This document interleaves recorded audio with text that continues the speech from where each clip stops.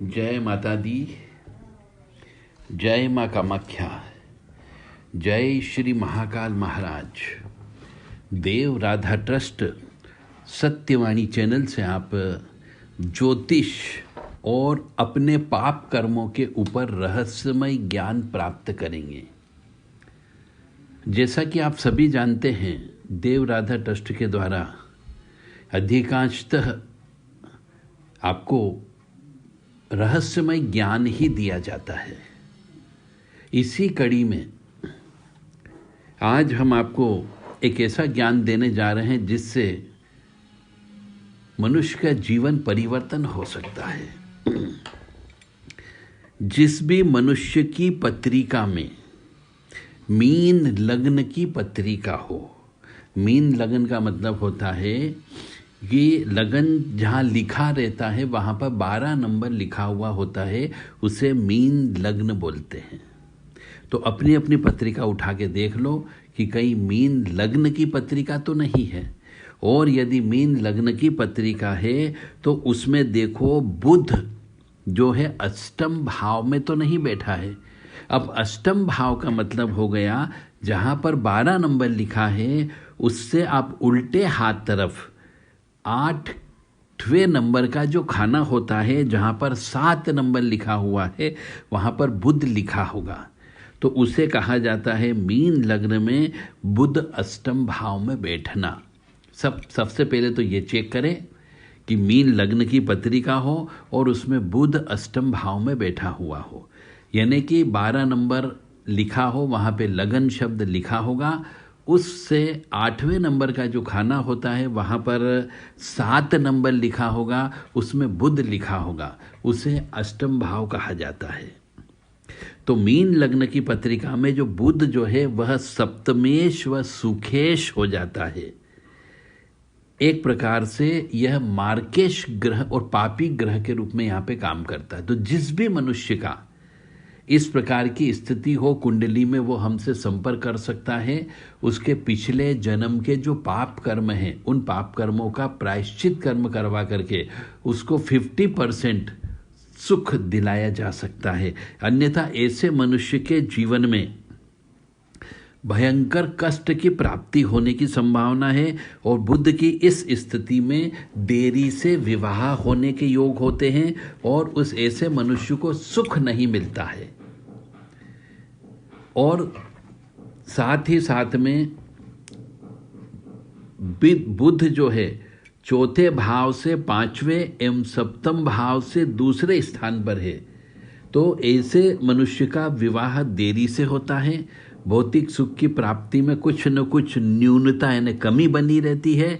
विद्या में विघ्न बाधा उत्पन्न हो सकते हैं, और ऐसे मनुष्य की माता की मृत्यु भी जल्दी हो सकती है या माता का सुख नहीं मिलेगा, और ऐसे मनुष्य का स्वयं का मकान बनने में भयंकर परेशानियां उत्पन्न होगी, और पिता से भी दूर रहना पड़ सकता है या पिता के साथ रहते हुए पिता से सुख नहीं प्राप्त होगा। और ऐसा मनुष्य नपुंसक भी हो सकता है, न उसका विवाह ही नहीं हो, और बुध की दशा जो है भयंकर अनिष्ट फल प्रदान करेगी। ऐसा इसलिए होता है कि पिछले जन्म की बहनों का श्राप होता है, पिछले जन्म की बहनों के बच्चों का श्राप होता है, भानेज का श्राप होता है। ऐसे मनुष्य के द्वारा पिछले जन्म में हरे भरे वृक्षों को काटा गया है, रसदार वृक्षों को काटा गया है, फलदार वृक्षों को काटा गया है, उसका श्राप लगता है। और कन्या हत्या की गई है, उसका भी श्राप लगता है।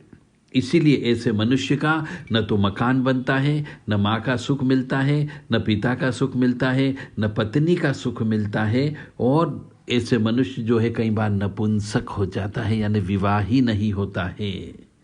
तो हमेशा ध्यान रखें, यदि आप अपने बच्चे बच्ची किसी का भी विवाह करना चाह रहे हैं तो जो भी हो, जिसका भी विवाह करना हो, उस जिससे विवाह हो रहा हो उसकी पत्रिका में ये अवश्य चेक कर लें कि मीन लग्न की पत्रिका में बुध अष्टम भाव में तो नहीं बैठा है, अन्यथा ऐसे मनुष्य से विवाह मत करिए। और ऐसे मनुष्य को आप अपने पास में सर्विस पे भी नहीं रखना चाहिए।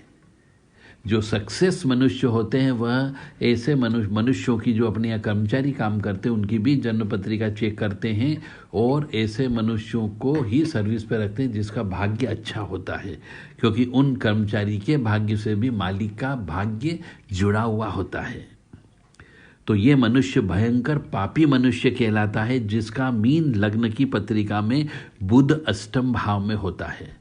तो जो पाप कर्म इसने किए हैं उन पाप कर्मों का प्रायश्चित कर्म करवाया जाता है। तो आप देव राधा ट्रस्ट सत्यवाणी चैनल से संपर्क कर सकते हैं। यदि आपके या आपके परिवार में किसी मनुष्य की पत्रिका में ऐसा मीन लग्न की पत्रिका हो और उसमें बुध अष्टम में बैठा हुआ हो या फिर बुध के साथ में अन्य योग भी बैठे हो, मान लो कोई भी ग्रह बैठा हुआ हो, तो ऐसा मनुष्य बुध के साथ चंद्रमा बैठ जाता है तो 100% गारंटी है कि उसके यहाँ पे संतान पैदा नहीं होगी। यदि बुध के साथ मंगल बैठ जाता है तो उसका भाग्य साथ नहीं देता है, धन उसके पास कमी होती है। बुध के साथ गुरु बैठ जाता है तो लग्न भंग मिल जाता है, परिश्रम का फल नहीं मिलता है। और बुध के साथ यदि शनि बैठ जाता है तो वो बहुत अभिमान करने वाला मनुष्य होता है। बुध के साथ राहु बैठ जाता है तो वो एक पत्नी उसकी बीमार होकर के मर सकती है और दूसरी पत्नी को विवाह करना पड़ सकता है उसका। और बुध के साथ यदि केतु अष्टम भाव में बैठ जाए तो गृहस्थ सुख में बाधा उत्पन्न होती ही होती है। वह स्त्री के लिए तड़पा है और जीवन साथी उसका लाइलाज बीमारी से ग्रसित हो जाता है। यानी ऐसे मनुष्य को जिसका मीन लग्न की पत्रिका में बुध अष्टम भाव का हो, ऐसे मनुष्य के साथ में विवाह नहीं करना चाहिए। सीधी सीधी बात है, आप बहुत से परेशानियों से बच सकते हो, बहुत से कष्टों से बच सकते हो यदि बुध अष्टम भाव का मीन लग्न की पत्रिका में बैठा हुआ हो। ऐसे मनुष्य से दूरियां बना करके रखना चाहिए, कन्नी काट करके रखना चाहिए। अब जिसकी किस्मत खराब होती है वही ऐसे स्त्री या पुरुष मीन लग्न की पत्रिका में बुध अष्टम भाव का होगा, ऐसे मनुष्य से विवाह करता है और संबंध जोड़ता है। जय माता दी, जय मां कामाख्या। तो आप यदि किसी मनुष्य का है आपके परिवार में, किसी का भी हो, चाहे स्त्री का हो, पुरुष का हो, बहू का हो, बेटे का हो, तो आप प्रायश्चित कर्म करवा सकते हैं यदि आपके पास धन हो तो। क्योंकि प्रायश्चित कर्म करने का मतलब हो गया पैसा खर्च करना, पूजा पाठ करना होती है, दान धर्म करना होता है, जप तप करना होता है और तीर्थ स्थान पे जाकर के स्नान करना होता है। तो इन सब कार्यों में पैसे खर्च होते हैं, तो प्रायश्चित कर्म करना होता है। और प्रायश्चित कर्म का मतलब हो गया यहाँ पर एक तरीके से माफ़ीनामा कि हमने गलती की है। क्योंकि जन्म पत्रिका का जो लग्न चार्ट होता है वह अपना इस जन्म का आईना होता है कि हम पिछले जन्म में क्या क्या कर्म करके आए हैं और क्या क्या चीज़ इस जन्म में हमें भोगना पड़ेगी। तो यदि आपके पास पैसे हो तो आप संपर्क कर सकते हैं 7987237885 पर व्हाट्सएप नंबर है। देव राधा ट्रस्ट सत्यवाणी चैनल के माध्यम से आपका एक प्रायश्चित कर्म हम करवा सकते हैं, जिसको दूसरे शब्दों में परिहार पूजा भी बोला जाता है। 9893128047 ये भी व्हाट्सएप नंबर है। और तीसरा नंबर है 7649862712। इन नंबर पर आप व्हाट्सएप के माध्यम से अपनी जन्म पत्रिका का पहले विश्लेषण करवा लें कि क्या वास्तव में मीन लग्न की पत्रिका में बुध अष्टम भाव का है और अष्टम के साथ क्या और कोई ग्रह बैठा हुआ है क्या। तो इससे निमित्त आपके जीवन में काफ़ी कुछ कष्टों को कम किया जा सकता है। आप पैसे को मत देखिए, यहाँ पे आपके जीवन में पिछले जन्म के जो पाप कर्म हैं उन पाप कर्मों का फल तो भोगना पड़ेगा, परंतु उन फल को भोगने के लिए जो विल पावर बढ़ती है, स्ट्रांगनेस बनती है, जप के माध्यम से, तप के माध्यम से आपकी ओरा रिपेयर हो जाएगी और कुछ पुण्य आपका चला जाएगा तो पाप कर्मों का नाश हो जाता है। तो उस पाप कर्मों का जो फल आपको मिलने वाला है उसको सहन करने की शक्ति आपको प्राप्त हो जाती है। ऐसा भी कहा गया है शास्त्रों में कि जो पाप कर्म हैं उन पाप कर्मों को हम प्रायश्चित कर्म के माध्यम से, दान के माध्यम से, धर्म कर्म के माध्यम से, परोपकार के माध्यम से उस पाप कर्म को हम कम कर सकते हैं।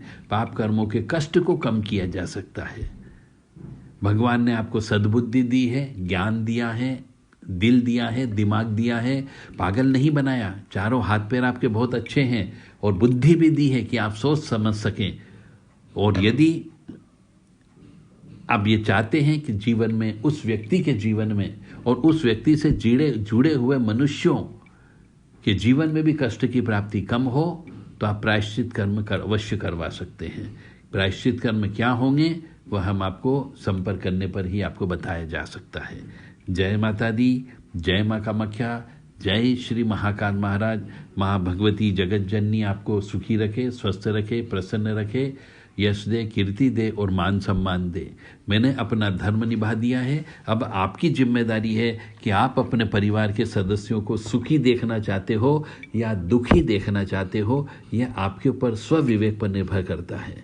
जय माता दी, जय माँ कामाख्या। मेरा उद्देश्य है कि हर मनुष्य सुखी रहे, स्वस्थ रहे, प्रसन्न रहे, उसे पिछले जन्म के कर्म के अनुसार जो कष्ट भोगना है उस कष्ट को भोगने के लिए उसको साहस प्रदान हो सके, ऐसी कल्पना हमारे द्वारा की जाती है। जय माता दी, जय माँ कामाख्या।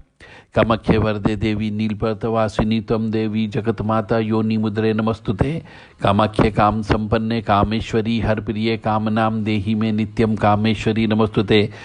ओम मृत्युंजय महादेव त्राहि मां शरणागतम जन्म मृत्यु जरा व्याधि पीड़ितम कर्म बंधने।